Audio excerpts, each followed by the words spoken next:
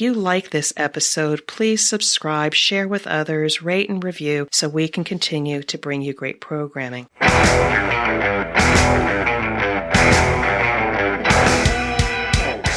is The Thing About Cars, a podcast for car enthusiasts and the people who love them. Hello and welcome to another episode of The Thing About Cars. I'm your host, Mickey Desai, one of your hosts. My other host around the table, the ever beautiful and effervescent Misty Walst, coming from across the pond in the Netherlands. How are you, Misty? Ballard down. Poor Ballard. Poor Phil. Tim is right here in the Georgia-Atlanta metro. I guess it's still metro, isn't it, Tim? How are you, Tim? Yeah. I mean, the metro Atlanta area makes it almost all the way to the North Carolina-Tennessee border, but yeah. It's very true. Ben, how goes it, sir? Oh, it goes. How about you? It's going really well. And our guest for today is a returning friend to the show, Brian Phillips. How are you, Brian? Doing fine in South Metro Atlanta, McDonough in particular. Yes. I used to live down there. So real quick, Brian's going to give us an update on his car. Well, I was going to say the original car search because that's what we were talking about before. But what has happened, Brian? There have been some recent developments, haven't there? Yes. I was driving and just about to turn into my subdivision, and someone plowed into me and totaled my car. Oh, and this was which car? The car that got totaled was what? That was Guerrero, my blue Mazda 6. Oh.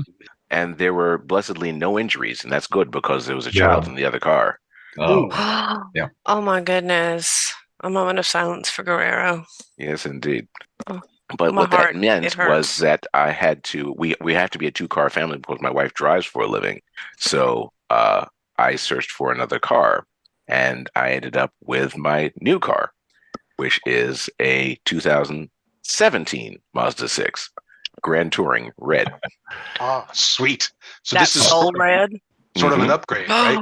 Yes, absolutely. I was sort of down about the fact that my car was totaled, but I count it as a blessing, and I'll tell you why.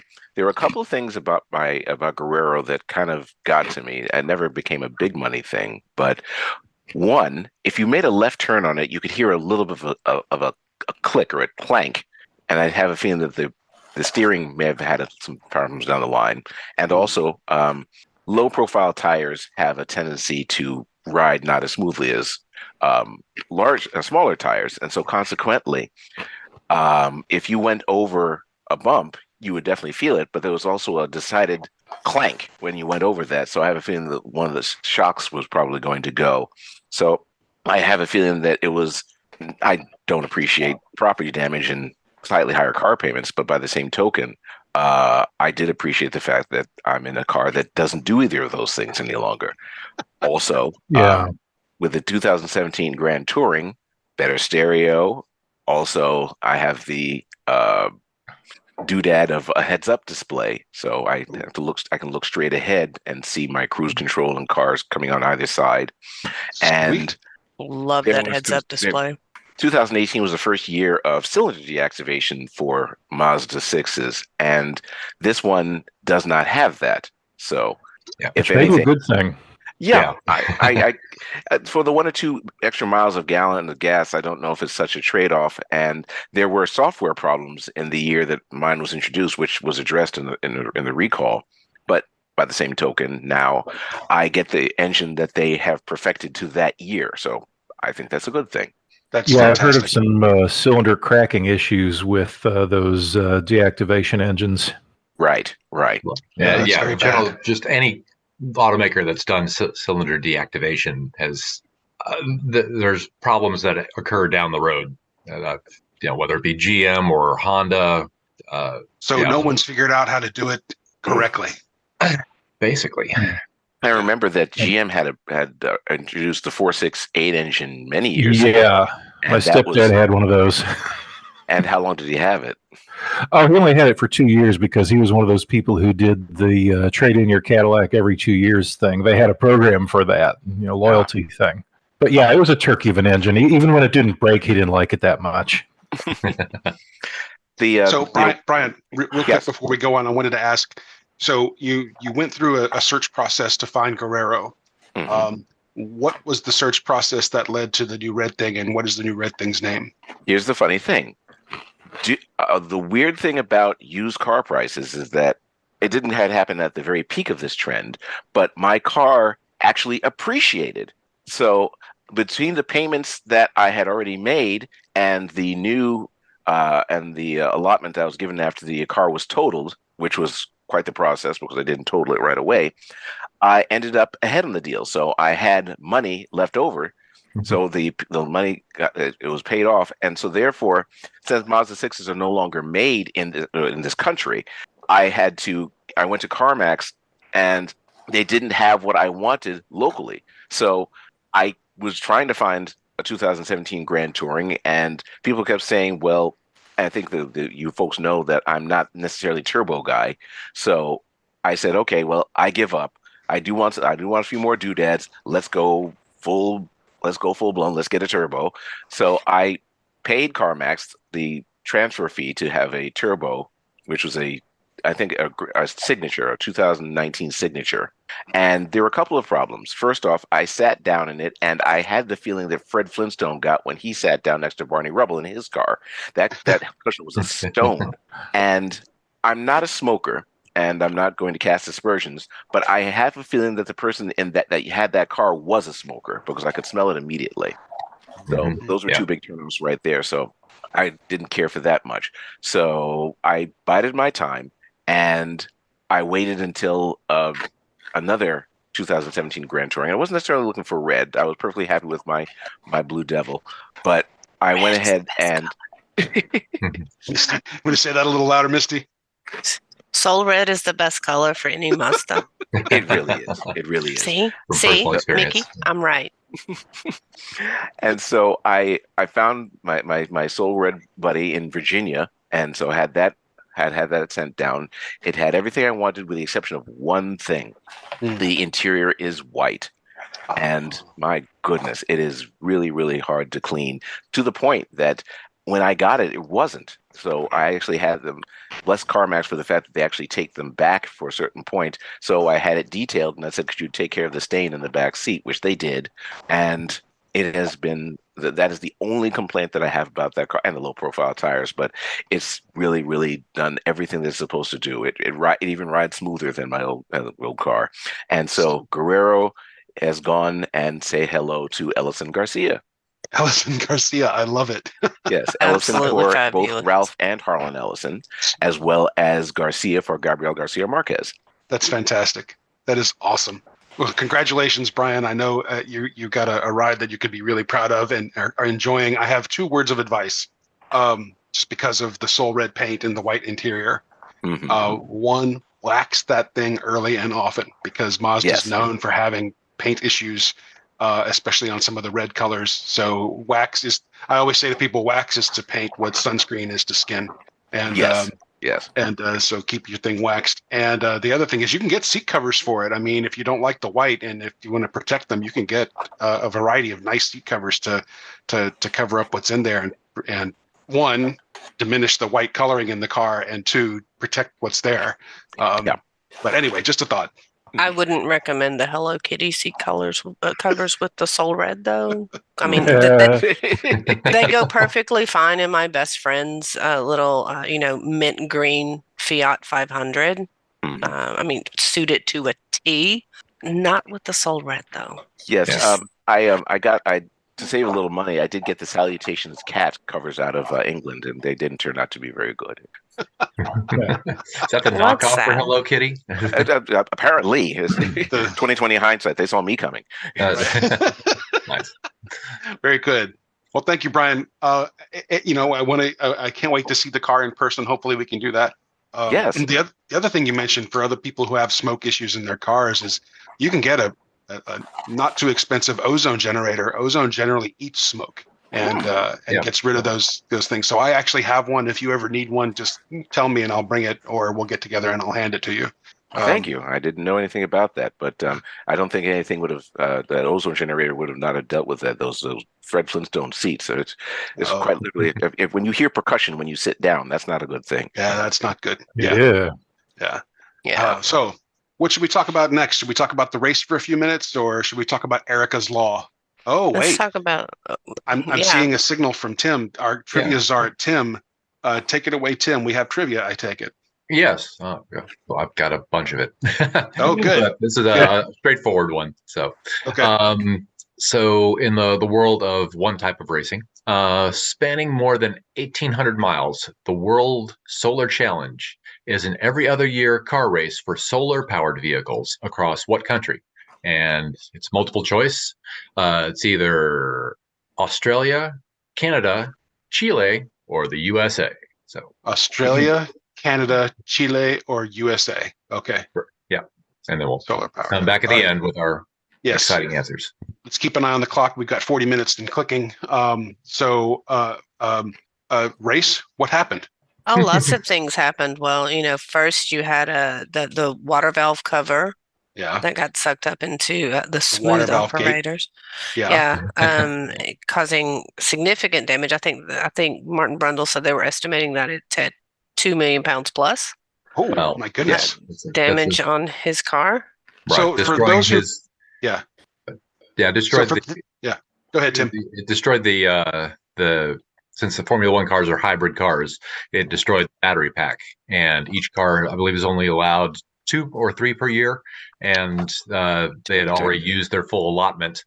And so they had to go to an extra one. And when you go to an extra one, because of cost cap rules, that bequeaths you a 10-place grid penalty after your qualifying session is done. So yeah. And Martin Brundle went pretty in depth on this. There's like hundreds of pages of rules, but there is no force majeure clause in these rules. It's nothing that the FIA.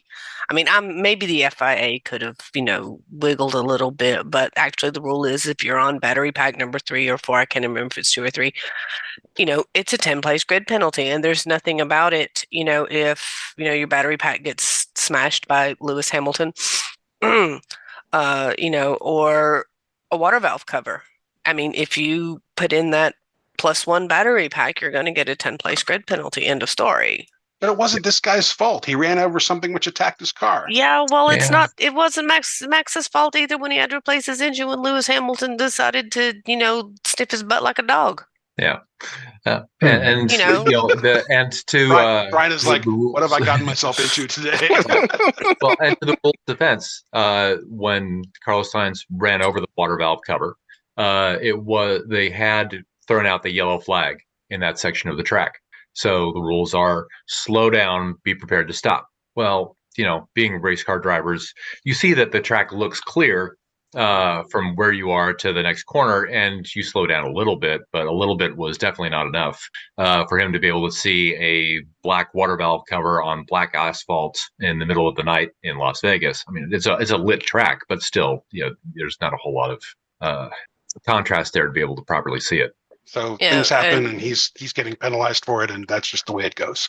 Well, right. I don't remember if it was a yellow or a double waved yellow, because that double waved yellow is actually more significant. But right. I would have guessed that. And this is literally just my opinion, of which I have many. If he had pulled back to where he probably should have been, there's a possibility that the downforce wouldn't have been enough to suck up that water valve cover. Well, but the water valve cover was previously ajar. So yeah, I don't know if it was ajar or completely dislodged and completely above the ground. But yeah, it wasn't the downforce of his car because he hit the cover with the front of the what they call the T tray, which is the very beginning of the aerodynamic underbody. So yeah, that it had been previously noticed enough so that they knew that something had to be done at that point. So, word of advice to Brian: don't take Harlan Ellison Guillermo to a Formula One race and drive over an open valve cover. Not a second time. Yeah. I'm just like, I'm now looking at all the, the streets going, is that a valve cover? I'm driving over that. Oh, I ain't got money. I'm looking at my own driveway. I'm like, ooh, be very careful. As very much the novice in this conversation, As far as flags are concerned, is it still just solely visual that you have to watch, or is there some sort of warning system inside the car that says a flag has been? It's all on the steering wheel.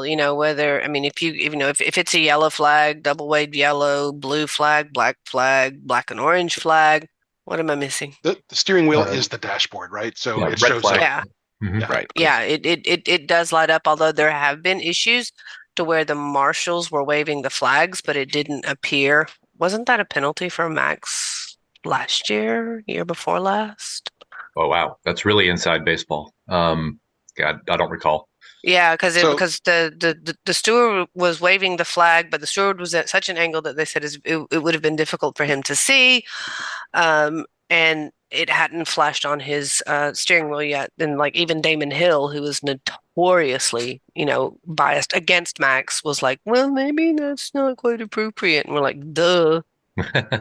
Well, and again, Damon, why are you talking? Your job should be to stand there and look pretty.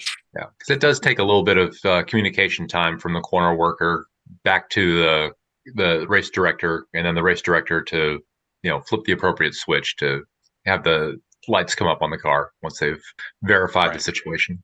Right. Well, and there's been more episodes of that too, where they're like, oh, it's green flag, but it's still yellow. I mean, it's, every once in a while there's a little bit of a glitch, which I think is, going to happen anytime you have computers involved or you have humans involved. So it happens. That's right. Not very often. Yeah. But after the water valve controversy of the first practice session, which happened, that was at, was it 10 p.m. on Las Vegas time where that first practice session was? Yeah, where they actually red flagged it. Yeah, they actually red flagged FP1. Right, and abandoned the session after 12 minutes into the session. So then the second practice session was delayed because they needed to repair the track surface, and that pushed that session to about 2:30 in the morning. And for the fans who had bought tickets for that practice session, they were not allowed to remain in the grandstands because they had only paid for security personnel to staff the facility up until 2:30 p.m. So at the same time that practice was happening, they had to get everyone out because they couldn't provide security to keep the fans in line. And that was approximately 350,000 people.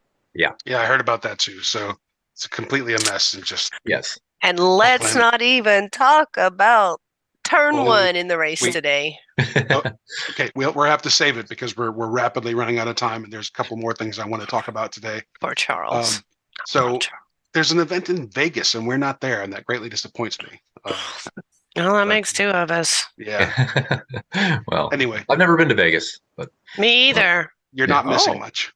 Okay. You're not, as far as attending races go, I've been to one street course race in my life, and that was the 1988 Formula One race in Detroit. And compared to watching a race on a natural terrain road course, there's typically a lot less visibility of the action going on the track. Of course, they supplement everything with large video screens, so you can watch. Basically, you can sit in the stands and watch the television broadcast of 85% of the race and watch the 15% of the race that happens in front of you with your own eyeballs. Right. So this was the first race in Vegas in 40 years, and they've signed a minimum 10-year contract. So we've got a day or two to, possibly, have a group field trip.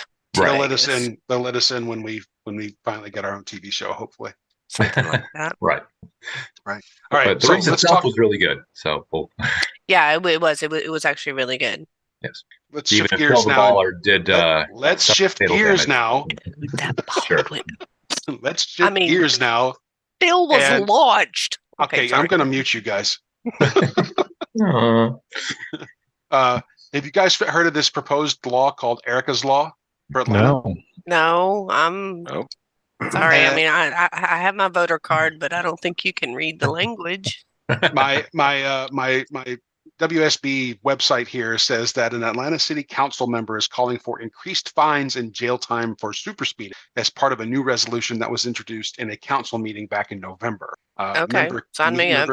Member Keisha Waits introduced the resolution. Now, here's what the resolution says. It calls for enforcement of the following penalties if a driver is caught drag racing or street racing, reckless driving, or traveling at unsafe speed limits, which I'm assuming is 15 or more above the speed limit. The first offense gets your license suspended for 5 years. That's a first offense. The second offense, your license is suspended for 10 years. And a third offense means your license is suspended for life, no more driving. These are super stiff penalties. And of course, the devil's going to be in the details. But I didn't know if you'd heard about this or had any thoughts about this. Granted that it's also an Atlanta City Council meeting and not a statewide legislative effort like that. Right. Well, I'm gonna say, and this is opinion. I'm kind of okay with that, especially within Atlanta City proper, because it's not like you're driving up in Rabun County where the possibility of your biggest quote unquote pedestrian obstacle is a deer. There's a lot more pedestrians than deer in Atlanta. Right. Just FYI for those of you that weren't aware. Yeah.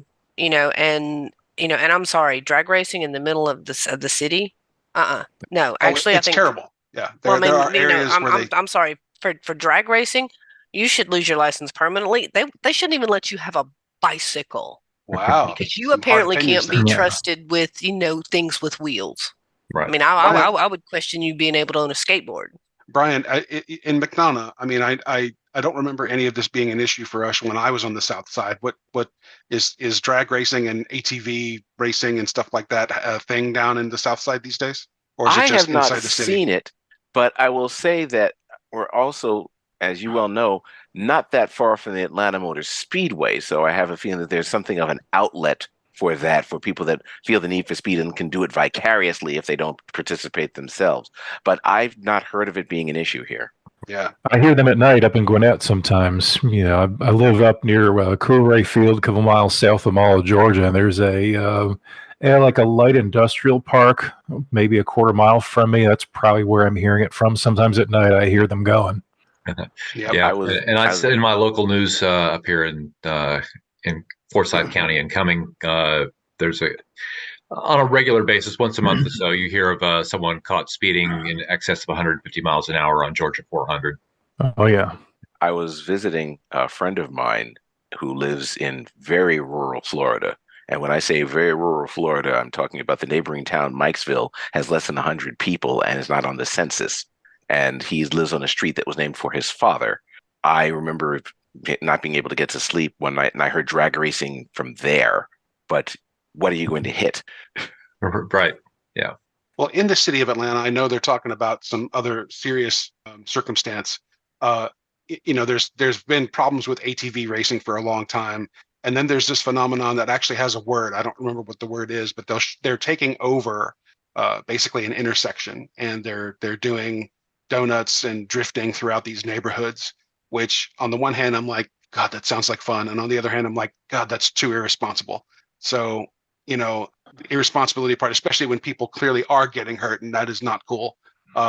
So I get it. I just, for the average person probably doesn't have to worry about any of these things. But if we apply super speeder rules to it, I guarantee you there are times when no one on the interstate is going the speed limit. If the speed limit is 55, you can be sure that people are going 85 and above as just a part of normal circumstance. And are they intending to slow down everybody in the city? Because I'm in favor of getting people out of the city as quickly as possible. Well, there's go ahead, Brian. When was the law introduced? And the reason I make mention of that is that I did notice that when COVID was very, very seriously being dealt with, I was hearing a lot of speeding through the neighborhood for motorcycles because I think people were just frustrated they couldn't do anything else. Yeah. This one was introduced in November of this year. Okay. It's the proposal of it. Yeah. The proposal. That's right. Well, I know in the Netherlands, if you're caught going 30 kilometers over the speed limit, not only are you going to get a significant fine, depending on how many transgressions you have in a certain period of time, you can have your license suspended. I know that on one of the provincial roads that leads to the A4, which leads to Schiphol, there was an intersection where they had taken down the cameras while they redid it, and then they put the cameras up. Now, the normal speed limit on that road is 80 kilometers an hour, but they wanted you to drop down to 50, for this intersection. Well, they put the cameras back up. Big signs, like neon yellow. Hey, 50 kilometers an hour. Well, my ex-husband didn't pay attention and got 2 speeding tickets within like 2-3 weeks. Came very close to losing his license and had to pay almost 900 euros in fines. Whoa. Because each one was like 450. Well, the part I haven't mentioned here is that it's called Erica's Law for a reason. They're tugging on heartstrings, and I'll spare you the gory details, following on the aftermath of one terrible crash that I think either injured or killed a girl named Erica. And I can't remember, like I said, I can't remember the exact details, but so there is a circumstance where someone was really badly hurt, if not killed, that precede these extreme measures, but to me, suspended license for 5 years for a first offense, that's stiff. It is, but the type of person who's already committing these acts, do you think they care if they have a driver's license when they get behind the wheel? Yeah. There's a good question. When you make it monetary, then people might wake up and smell the coffee. True. Yeah, I suppose, but it's just that you have to deal with the logic of murder is most likely illegal in any country that we're talking about, and it doesn't. Someone says, "Well, hey, wait, this is against the law. I better stop." So, but it's just you have to officially sanction that we don't abide by this, and I certainly understand the moral stance of that. Yeah. Anyway, and I think with Tim, not only should you lose your license, there should be a stiff monetary fine, and honestly, I wouldn't mind seeing these people have to do community service as janitors in emergency rooms. Oh, God. Hey, there you go. Yeah. Bring it home. Yes, and have your car confiscated for a given period of time. Yeah. And if you hit that third strike on there, well, we're going to auction off your car. Okay, because they will take your car in the Netherlands. They're like, they're like, we do not care. Yeah. And for people who need to get that motorsports bug out of their system, there are track day events at Road Atlanta in Brazelton, Atlanta Motorsports Park in Dawsonville, Atlanta Motor Speedway in Hampton, several drag racing tracks in within a couple hours drive where you can actually compete against someone under regulated circumstances to really know who won and who lost.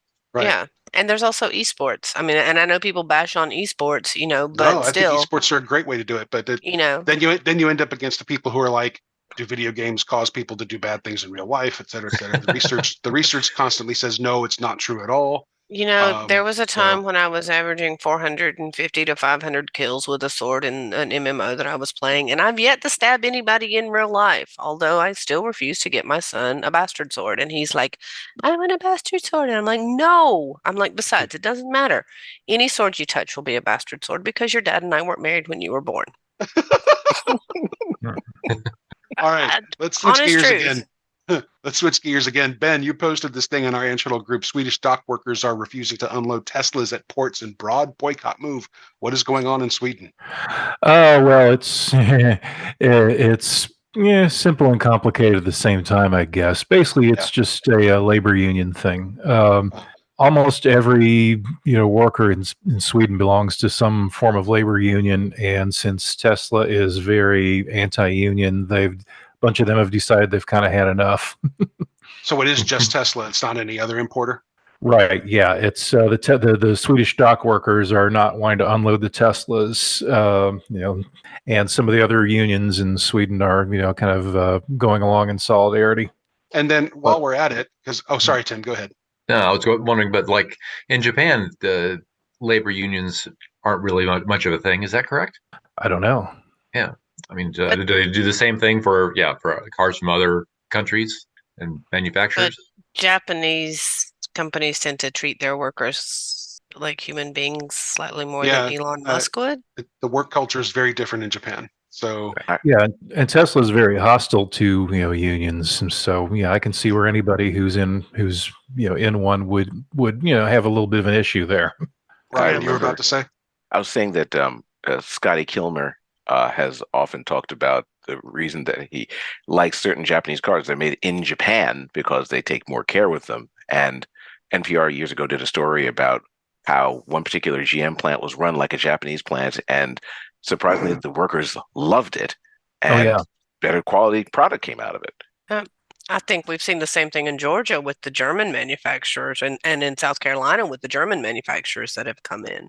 Yes. You know, you're actually treated like somebody. But I think now I might slide down to the Rotterdam docks the next day I'm on site and my particular job and go, union, hello. You know, maybe you just want to look for a swarthy dock worker, Misty. We know what's going on. Damn it, you caught me. Oh my God. Yes. All right. Last item before we tackle the trivia question. So we got like 3 minutes to talk about this. Also, something Ben shared was that Mustangs, Chargers, and Camaros have been banned from all coffee and cars events in Houston. Ben, do you remember that article? Yeah.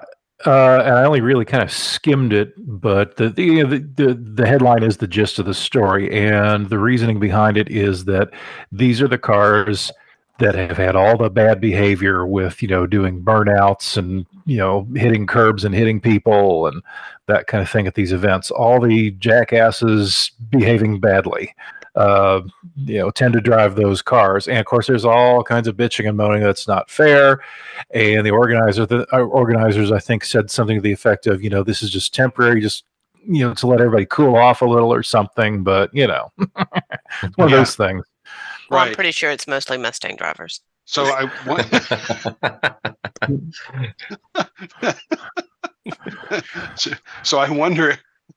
Sorry, I wonder if we combine that with Erica's law, if everybody getting their license suspenders will be in one of these vehicles.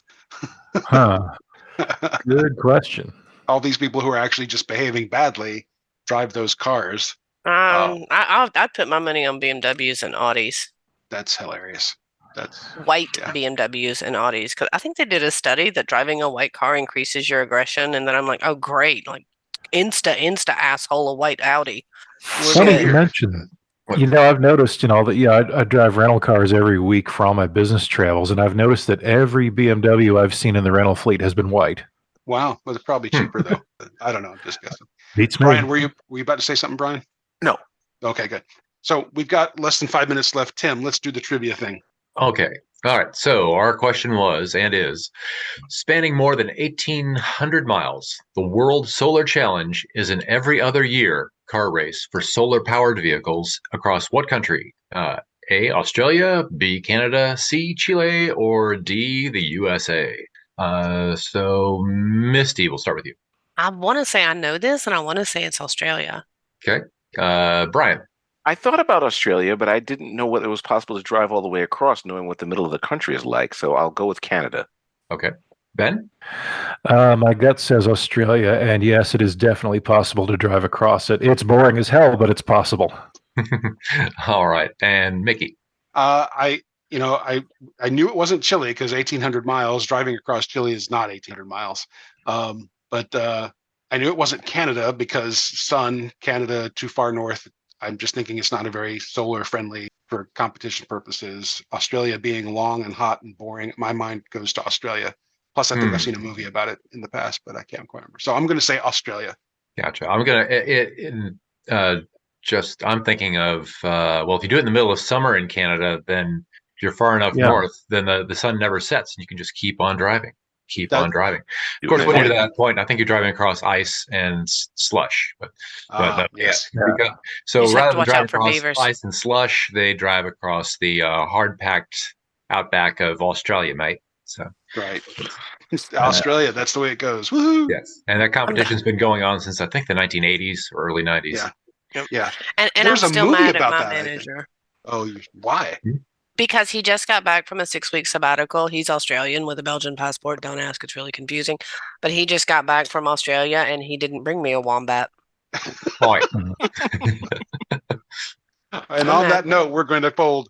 Thank you, as always, for joining us for the thing about cars. If you have other questions and suggestions for us, we're trying to reach people in the automotive community, celebrities, executives, race car drivers, and et cetera, et cetera. We'd love having your connections. Please contact us via LinkedIn or via our Facebook page. Those are probably the most reliable ways to get us these days.